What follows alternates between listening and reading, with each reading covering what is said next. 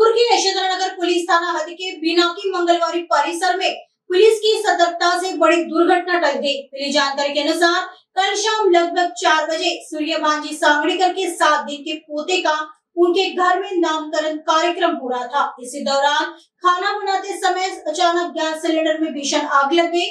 तभी गश्त कर रहे यशोधरानगर पुलिस की टीम को घर के सामने अफरा तफरी का माहौल दिखा तो वह घटनास्थल पर पहुंचे और उन्हें यह घटना का पता चला। पुलिस ने तुरंत दमकल विभाग को फोन करके मामले की जानकारी दी। सूझबूझ के साथ 7 दिन के बच्चे सहित परिवार के सभी सदस्यों को सुरक्षित बाहर निकाला गया। इनमें उषा सांगड़ीकर का हाथ जल गया है और उनका निजी अस्पताल में इलाज चल रहा है। यशोधरानगर पोलीस स्टेशन मध्ये काल घडलेल्या घटनेबाबत माहिती अशी आहे की काल विश्व हिंदू परिषद यांची भव्य रॅली पवननगर येथून निघालेली होती। सेन्सिटिव्ह बंदोबस्त होता। ती सदरची रॅली ही पवननगरमधून पाचपावली हद्दीमध्ये प्रवेश केल्यानंतर आम्ही व स्टाफ हे हद्दीमध्ये सतर्क पेट्रोलिंग चालू होती। कुठलाही अनुचित प्रकार घडणार नाही अशा दृष्टीने पेट्रोलिंग करीत असताना मंगळवारी परिसरामध्ये एका घरासमोर गर्दी जमलेली दिसली। त्यामुळे आम्ही तिथे लगेच धाव घेतली की कशामुळे गर्दी जमली। तर तिथे गेल्यानंतर समजले की सिलेंडरला लीक झाल्यामुळे रेग्युलेटरला तिथे आग पेटलेली होती।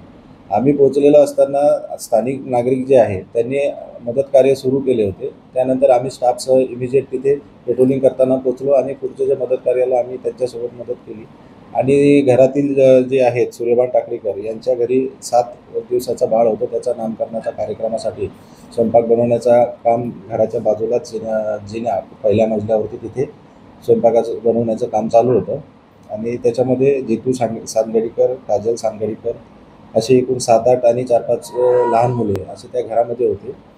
आणि आग लागल्यानंतर स्थानिक लोक जे आहे कृष्णा नारायण टाकळीकर, आकाश बंडूजी डोरले, हेमंत किशोर डोरले, आकाश टाकळीकर, जागेश्वर राईकर, उमाकांत वाडीकर यांनी भरीव तिथे मदत केली बचाव कार्यामध्ये।